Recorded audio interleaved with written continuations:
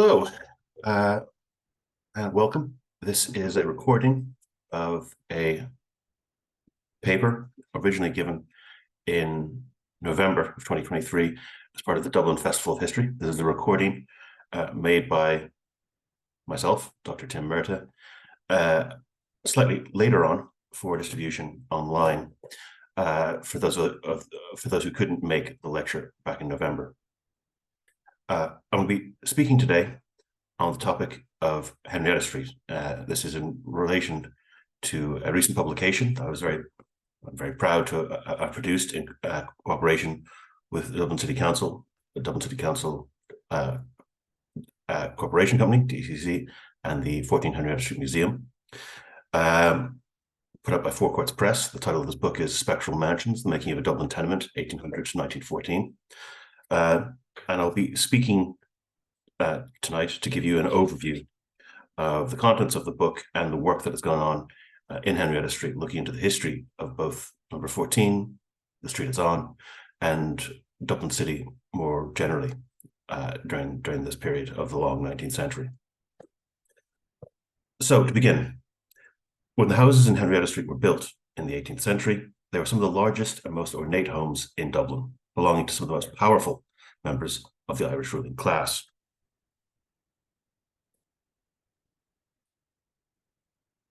However, by 1911, almost every house on the street was in use as a tenement. By 1911, the 19 buildings on the street contained over 900 people, and in several instances, 100 people lived under a single roof. James Joyce, the greatest chronicler of Dublin during these years, pointed to Henrietta Street as an emblem of the city's larger decline. In one of his short stories, Joyce described how a character walked down Henrietta Street, passing by, quote, a horde of grimy children that populated the street. They stood or ran in the roadway, crawled up the steps before gaping doors, squatted like mice upon the thresholds. He picked his way deftly through all that minute vermin-like life, under the shadow of the gaunt spectral mansions in which the old nobility of Dublin had roistered. So Joyce's description here of the houses in Henrietta Street as spectral mansions expressed the idea of a ghostly presence played by Dublin's past.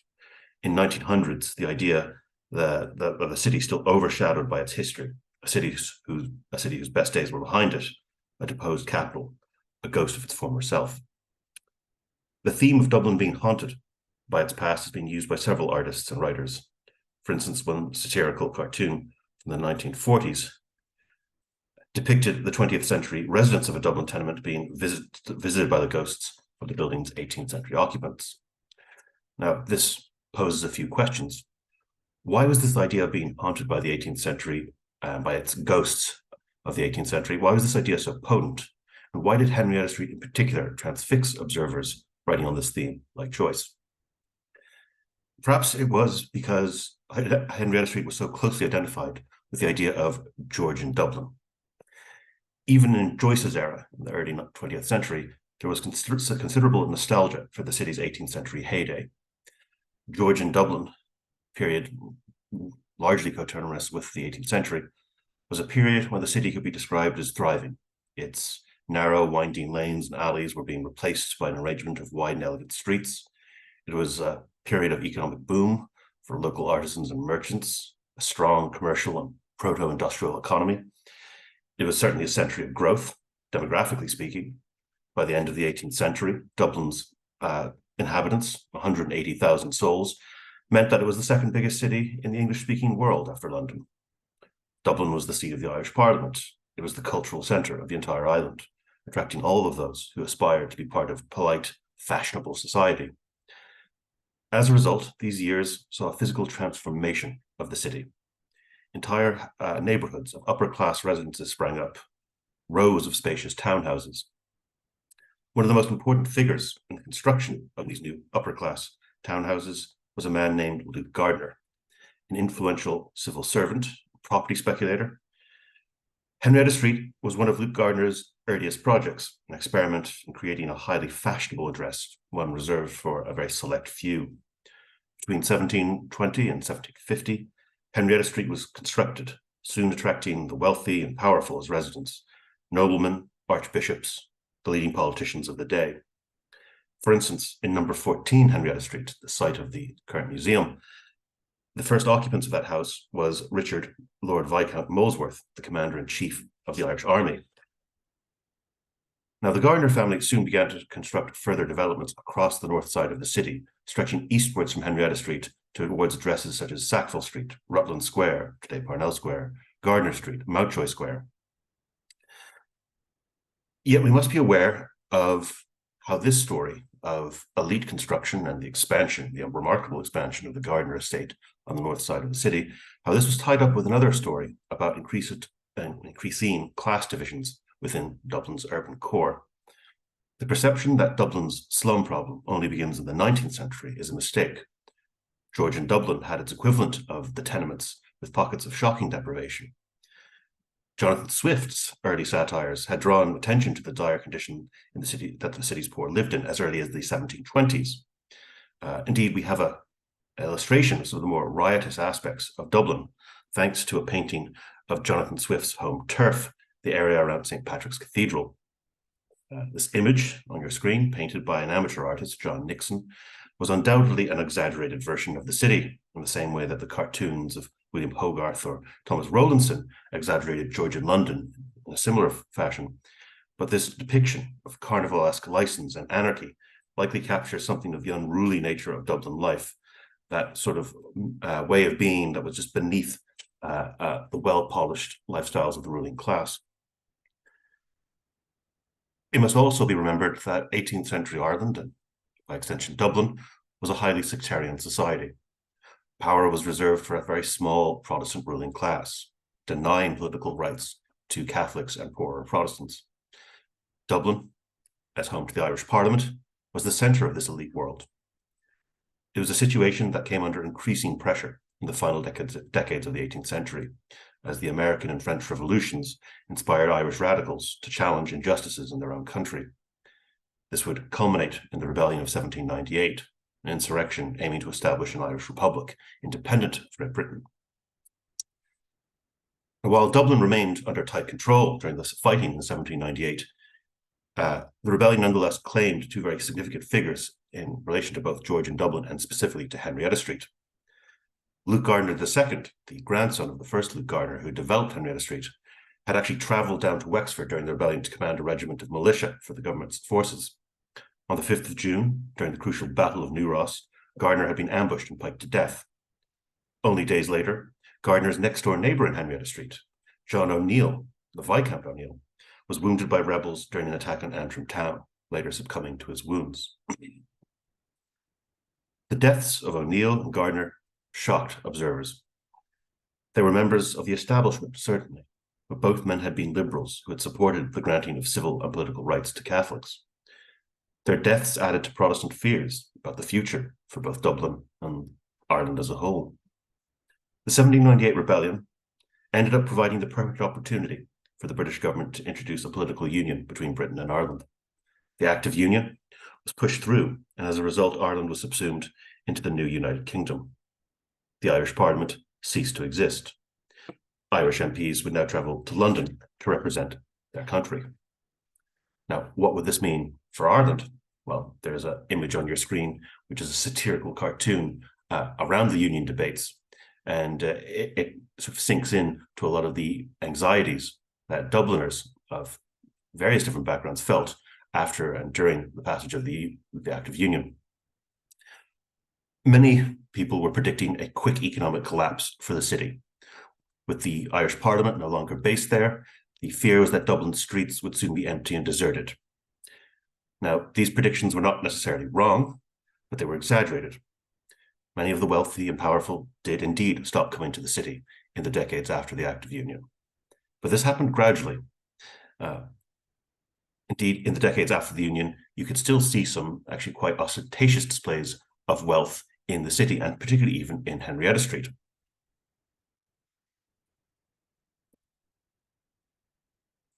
Yet no one could deny that the city was changing.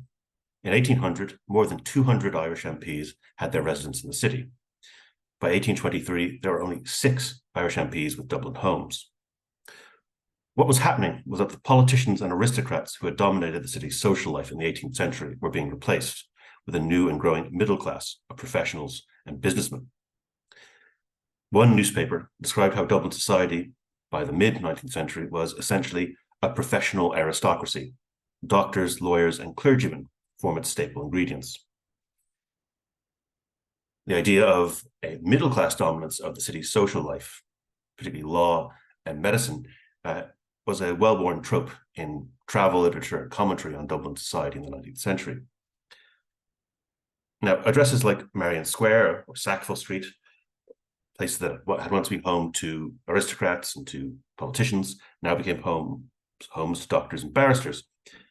However, the law trade was destined to play a particularly significant role in the history of Henrietta Street. Now, Dublin was still the centre of legal education in Ireland. Admission to the Irish legal profession was regulated by a body known as the Society of the King's Inns, who controlled who could practice as a barrister. In the 18th century, the King's Inns had been located on a site next to the River Liffey. After 1800, however, the Society decided to move to a new site at the top of Henrietta Street. The impressive set of buildings that make up the modern King's Inns were completed in 1817. But the location of the King's Inns served to attract even more members of the legal profession to Henrietta Street. By the 1830s, nearly every other building on the street contained either attorneys, barristers, or judges, as well as housing the King's Inns Library. For a period, legal education in Dublin became nearly synonymous with Henrietta Street. While there had been various proposals to construct legal chambers in Dublin, nothing had ever come of this. However, in the 1830s, a man named Tristram Kennedy, depicted on your screen here, sought to provide what was essentially an informal system of barristers' chambers, using the buildings in Henrietta Street. Kennedy himself was a barrister and an advocate for the reform of Irish legal education. In 1837, he had acquired Luke Gardner's former home in Henrietta Street, converting it into what he called the Queen's Inns Chambers, formerly Mountjoy House. 2 years later, Kennedy opened his new Dublin Law Institute on that same premises, hoping to provide a systematic education in the law for applicants in Dublin, rather than promising barristers having to go to train at the Inns of Court in London. Over the next decade, Kennedy would make several more purchases on Henrietta Street, eventually acquiring most of the northern terrace, that is numbers 3 to 10. The street will be described as having the air of a legal university.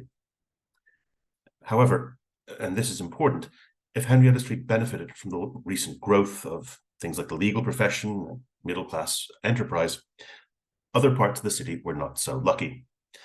The years after 1800 had been brutal for Dublin's workers and its tradesmen. The city experienced a series of sharp economic depressions between 1815 and 1838. For a variety of reasons, Dublin lost a good deal of its manufacturing during the 19th century, with the textile trades hit worst of all. This could be observed from Henrietta Street, which was next door to the old linen hall, the centre of the city's once thriving linen trade. By 1842, the hall was being described as a huge, useless, lonely, decayed place. Instead, the businesses that succeeded in 19th century Dublin tended to be the food and drinks trades, firms like Guinness's, Jameson's, Jacobs. Yet these were industries that were capital rather than labor-intensive and could not compensate for the decline of Dublin's traditional industries, particularly its textiles. The result was that Dublin was undergoing an industrial decline just as other cities experienced rapid industrial growth. The failure to industrialize meant a growing pool of Dublin's workers were reliant on low skill and casual labor, a development that would have significant consequences for the future.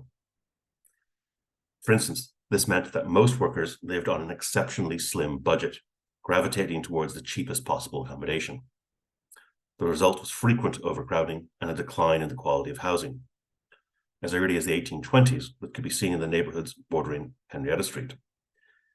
The nearby parish of St. Micans, or St. Mickens, was an area stretching south from Capel Street and Church Street down to Ormond Quay, and it was badly affected by the post-Union recessions. The parish had once been home to skilled artisans, weavers, glove makers, manufacturing jobs that disappeared as the neighbourhood became dominated by low-paid workers, many attempting to live from the various markets that were situated in that part of the city. The economic stagnation was closely associated with environmental degradation and the spread of disease. There were outbreaks of typhus and cholera in the city during the 1830s and 1840s, with St. Michan's badly hit. This area was also increasingly home to starving people from the countryside who were coming to the city in hopes of acquiring charity or aid. Many had come to the nearby Grange Gorman, where a series of hospitals, prisons, asylums, and workhouses had sprung up. This meant a significant burden on local charities and relief measures, with the workhouse and charitable hospitals in this part of the city coming under intense pressure. Increasingly, those who had the resources found it desirable to escape from living in the city itself. A series of new suburbs grew up on Dublin's outskirts, with the new railways that emerged after 1834, allowing the rich to commute into the city from the new suburbs, like Blackrock, Killiney, Dalkey. Crucially, these suburban townships were outside the authority of Dublin's municipal government. This meant the suburbs didn't contribute to the city's tax revenue, effectively undermining Dublin's financial basis. The city was increasingly becoming home only to the poor. Formerly upper-class homes, including Georgian townhouses, were no longer in demand by the upper and middle classes. Instead, it was the working poor who began to move into these houses as they were converted into tenements. In Dublin, tenements tended to be 18th century homes, like we have looked at in Henrietta Street.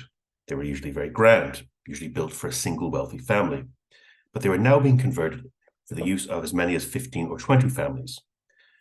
By the middle of the 19th century, significant chunks of the city were being converted into this type of accommodation. Now, excuse me, for a long time, the role of the law professions had meant that the houses in Henrietta Street had been safe from being converted into tenements. However, the street could not stay immune from the problems facing its neighbours forever. In 1845, the Irish potato crop failed, leading to the Great Famine. During these years, Dublin's workhouses and hospitals overflowed. Yet for the city's lawyers, like those working in Henrietta Street, the famine actually brought some new opportunities. Number 14 Henrietta Street actually became the home of an institution that was a direct result of the famine, the Encumbered Estates Courts. To explain what this court was and why it was so significant, you must understand that Irish landlords, although they may have been pitiless in extracting rents and evicting overdue tenants, they too were often heavily in debt. This took the form of various mortgages against their properties, with debts frequently accumulating far beyond the value of the property they used for collateral. These claims by creditors to the indebted landlord's estate were known as encumbrances. As estates were often the subject of multiple encumbrances from several creditors, there was therefore multiple parties that had a claim to a plot of land or to an estate. Potential buyers were very hesitant to purchase these estates, given that there was likely to be long and costly court proceedings involving creditors. So in response, in the immediate aftermath of the famine, the government set up the Encumbered Estates Courts, through which the state took ownership of these properties, selling them on with a new deed that meant there was no further challenges to ownership. In 1850, it was announced that the Encumbered Estates Courts would be based in number 14 Henrietta Street. Considering that the building had been used as a solicitor's office for decades by this stage, this conversion was not surprising. The house was soon adapted, with the coach house at the back of the building being turned into a courtroom, a place where the commissioners could sit twice a week and where public sales of estates could be held. Meanwhile, every floor of the main house, number 14, was put to use. The ground floor was in use as a public office for the court, while the different estates commissioners had their private chambers on the first and second floors. The court was certainly busy, with a reputation as a no-frills, no-nonsense sort of place. Because of the volume of business coming before the court, with very large crowds assembling on the street during sales day, the decision was eventually taken to relocate the estates courts to a new premises near the forecourts, with the commissioners leaving Henrietta Street by 1860. However, Henrietta Street was soon to be dramatically transformed by a new group of occupants. In 1863, several regiments of the Dublin Militia, a reserve force of the British military, moved into Henrietta Street, converting numbers 12 and 14 into depots or barracks. Due to the part-time nature of the militia, enlisted men were frequently accompanied by followers, i.e. their families, who accompanied them to a regiment's accommodation, with the soldiers' wives and children living with them there. What this meant was that for the first time, number 14 Henrietta Street was being inhabited by multiple working-class families. Initially, there seems to have been no objection from other residents on the street to the militia. This changed in the 1870s, however, when several inhabitants made formal complaints to government concerning the noise the militia created.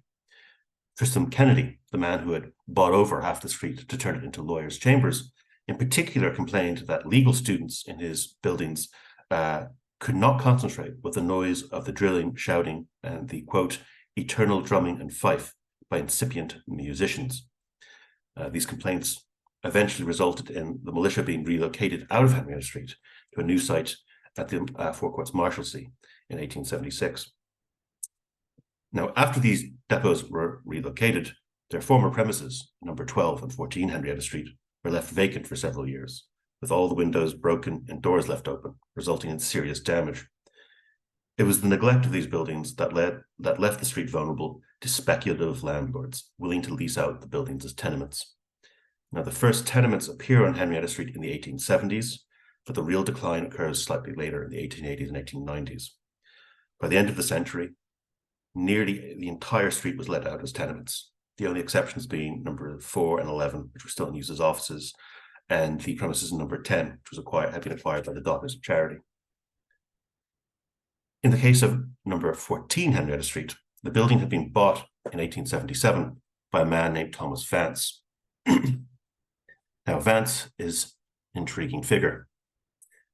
A wealthy businessman, he had been a successful builder, as well as being involved in Dublin's tram companies and several of its hotels. We don't actually have an image of Vance at the moment, sadly, but he was definitely a prolific figure, both in Dublin and its suburbs.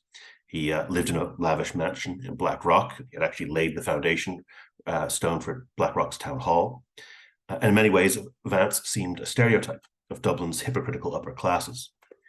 He made his money and let out property in the city centre, but lived in the affluent suburb of Blackrock, free from contributing to the city's taxes. Yet there's more to this story. Now, Vance had long been involved in providing affordable working class housing in the city. He had actually built model lodging houses for poor families during the 1850s and 1860s. Vance's lodging houses had provided accommodation at reasonable rents, but included things such as clean toilets, clean running water, laundry and drying rooms. These were the type of projects that Dublin desperately needed. Depicted on your screen is a sample of some of his later working affordable housing, the so-called Vance's buildings just off Bishop Street, depicted here. When Vance purchased number 14 Henrietta Street in 1877, it was reported that he intended to turn it into a better class dwelling house, quote, a matter that only a few men will do. And there is some evidence of structural improvement made by Vance in number 14 Henrietta Street. He installed gas and toilets on multiple landings, as opposed to simply having a single toilet or outhouse in the backyard. There were toilets located between the ground and basement levels at the rear of the house. There was also a provision of clean running water, again on every floor, at the landing. Moreover, Thomas Vance was not the only one who saw the potential in Henrietta Street for creating what they called model tenements. Now, I know the idea of a model tenement might seem a contradiction in terms, but there was a real hope in the end of the 19th century that by carefully adapting and improving some of the older housing stock in the city, like those buildings in Henrietta Street, affordable but decent working class housing could be provided. One other sort of figure in this story in Henrietta Street who ties into this is a man named Joseph Mead, depicted here on the left of your screen. Between 1887 and 1892, the majority of the houses on Henrietta Street were purchased by Joseph Mead. Now, Mead was a fairly impressive figure. He was the son of one of Dublin's most successful building firms. Mead and Son had constructed huge sections of housing in the city and its suburbs. Mead's firm was one of the largest employers in the city. He was also himself active in local politics. He had served as an alderman, as well as serving 2 terms as Lord Mayor in 1891 and 1892. These were the exact same years where Mead was beginning to lease out his properties in Henrietta Street as tenements. And it's easy to see Mead as a hypocrite, a callous slumlord. Yet, like Vance, Mead's story was a complex one. He was one of the founders of the Association for the Housing of the Very Poor, a charity aimed at providing inexpensive homes.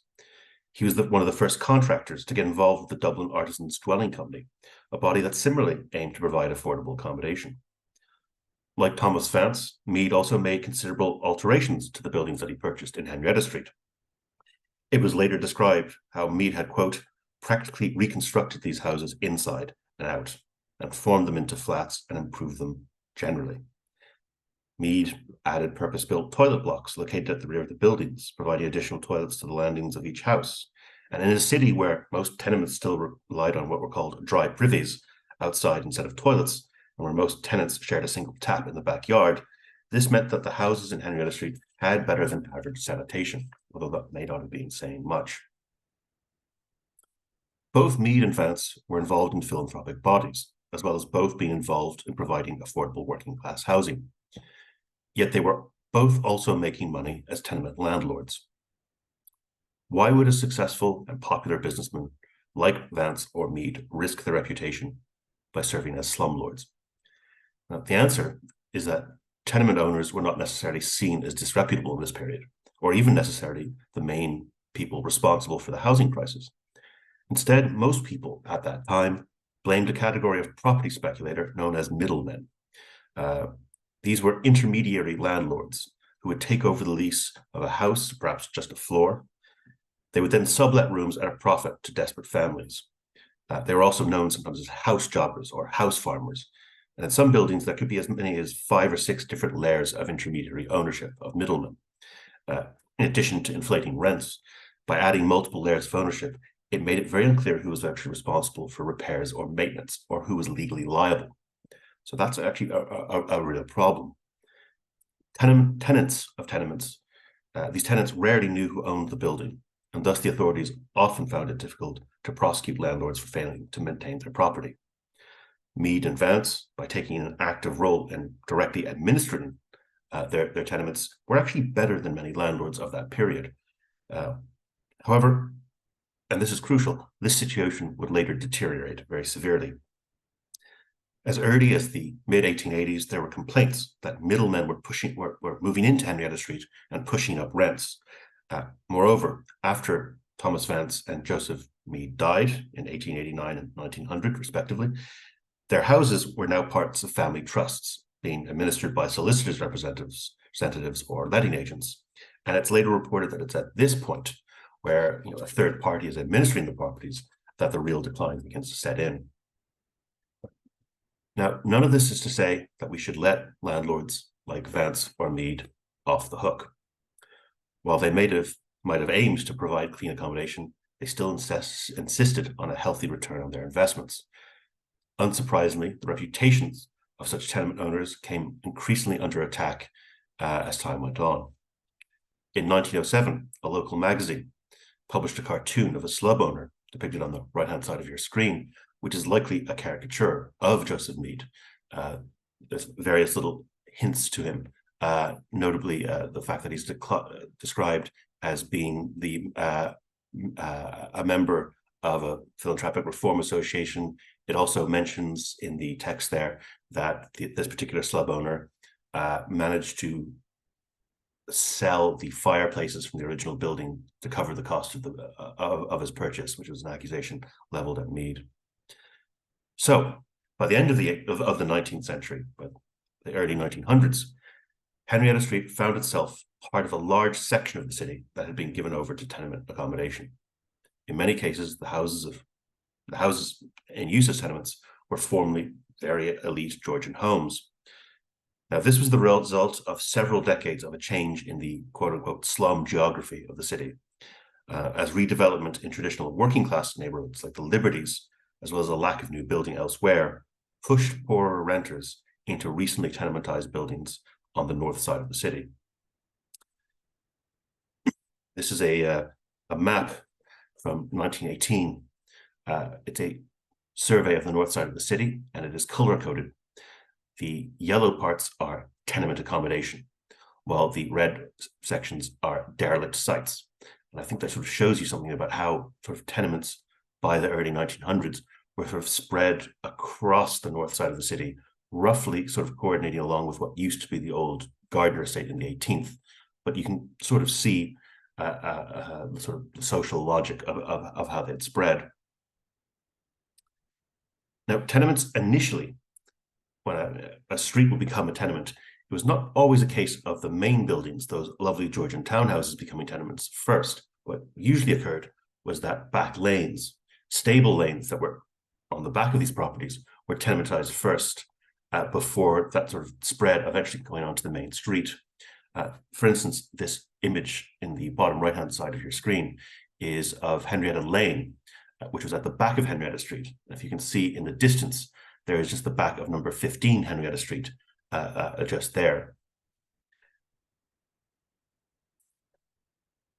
Nonetheless, as the tenement phenomenon gradually creeped over more and more of the city centre, the extent of the city's tenement problem was increasingly gaining the attention of observers. By 1880, as early as 1880, 2/5 of the city's inhabited houses were let out as tenements. Of these nearly 10,000 buildings, over 2,000 were deemed as unfit for human habitation, despite at that point containing 30,000 residents. Now, we might ask, by 1900, what was life like for those living in these tenements? While we have oral histories relating to the 1920s and 1930s, we have fewer first-hand accounts for earlier periods of tenement life. But we can make some informed guesses from various sources, including first-hand testimony. When a man or woman woke up inside of a tenement, it was rare that they were getting out of a comfortable bed, with many families making do with sacks and rags as makeshift mattresses. There were very rarely proper facilities for washing or drying, meaning that clothes had to be strung on lines across a room or else hung out the windows. With so many families living on a thin budget, clothes were often hand-me-downs. One writer in this period declared how that half the population of Dublin were clothed in the cast-off clothes of the other half. For most people, the room they woke up in would have been bare. With poorer Dubliners struggling to live on low wages, there was little budget for any frills. As a visitor in 1913 described it, quote, "The notes of a bird in a cage never sound, and not a flower in the windowsill brightens the tenement room." We might ask also, what did people in these buildings, people who lived and were the lifeblood of tenement Dublin, what did they do for a living? How did they earn a wage? Well, at the beginning of the 20th century, between a quarter and a third of Dublin's male workforce were classified as general labourers, while many more were employed in casual lines in retail and in carrying trades, such as porters. In a similar vein, the single most common occupation for women in this period was domestic service, with about 40% of the female workforce employed as servants in 1901. What this all meant was that a large section of Dublin's workforce consisted of men and women who earned their living in lowly paid and largely unstable work. There was thus a large floating population vulnerable to victimization by employers suffering from low wages and long hours. This lack of stable and well-paying jobs was reflected in Henrietta Street. A census in 1901 revealed that the most common job amongst those who lived in Henrietta Street was general labourer, hardly a surprise. The second most common job, again unsurprisingly, was domestic servant. The next two biggest categories of employment in the street were the construction industry and those working in the tailoring or clothes-making trades. In both of these sorts of occupations, there were usually seasonal periods of slack work. Only a small number of people living in Henrietta Street, less than 5% of those employed, were working in better paid industrial or factory work, and this reflected conditions in the city as a whole. One interesting feature of Henrietta Street during its period as a tenement was that it was quite a young street. In 1901, the average age in Henrietta Street was 23, with roughly a quarter of the residents there living there were being under 10 years of age. The result was that the children of Henrietta Street played a very big part in day-to-day life there. Because Henrietta Street is a cul-de-sac, with the King's Inn at one end, the street was a favourite place for children to play. In winter, crowds of boys played football. In summer, children played traditional games like Tip the Cat. There was a whole range of traditional street games and rhymes amongst Dublin's working class children, many of which have now disappeared. Children were an incredibly big, important part of the city's street life as a whole. As one man commented in 1914, in no city in these islands have the children such a freedom, I may say such a possession of the streets, as in Dublin. Here's an image from the 1920s of children playing at the top of Henrietta Street. Now, none of this is to say that the street was always a safe place. Like any impoverished area, it contained its share of social problems. For instance, in 1878, 2 men were arrested for arranging dog fights in Henrietta Street. One of them was later charged with hitting the policeman arresting him. In addition, it seems that bare-knuckle boxing matches were occasionally organized in Henrietta Street, which, considering the street's proximity to the King's Inn, such activity was somewhat surprising. As one lawyer of this period remarked, it is surprising that a locality which is the home of law should be also the home of lawlessness. While these reports attest the lively character of the street, that should not distract from other more grim realities. Like most other tenement areas in Dublin, Henrietta Street suffered from an appalling rate of mortality and a really shocking rate of infant mortality. Dublin City had the highest infant mortality rate within the British Isles for every year between 1899 and 1913. This sad statistic was reflected in the lives of Henrietta Street's residents, as data from the 1911 census makes clear. For example, in number 7 Henrietta Street, we find Catherine Davis, a 69-year-old widow and domestic servant who had given birth to 14 children, only 2 of whom had survived. Next door, in number 8, we find the 41-year-old Mary O'Neill, who had also given birth to 14 children, only 1 of whom survived, an 11-year-old daughter named Sarah, who lived with her. These all attest to how Victorian Dublin was an extremely unhealthy city. Its many tenements were a breeding ground for all the major killers of the age: typhus, typhoid fever, scarlet fever, cholera, diphtheria. Dublin experienced its last major smallpox epidemic only in 1903. Tuberculosis was a persistent problem, with instances of the disease only peaking in 1904, when it accounted for 13,000 deaths in the city that year. Efforts to eradicate TB would stretch well into the 1960s. Now, numerous reports were commissioned to explain why the disease continued to be so prevalent in Dublin. They all pointed to the same 2 factors: inadequate housing and poor nutrition. Now, certainly the role of diet was important, with such a large portion of the population living on unreliable wages. Many were in a state of perpetual malnourishment.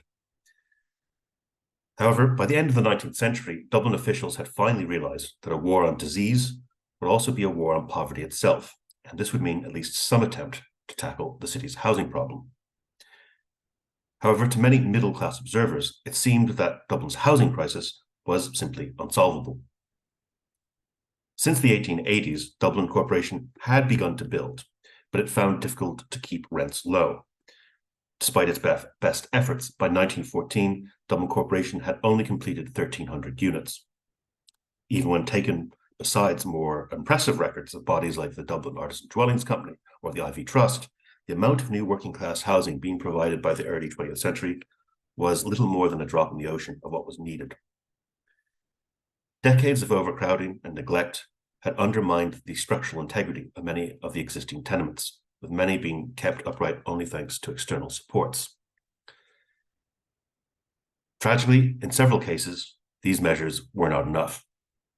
In one particularly well-known instance, on the 2nd of September 1913, 2 tenement houses in nearby Church Street, just around the corner from Henrietta Street, collapsed, killing 7 people.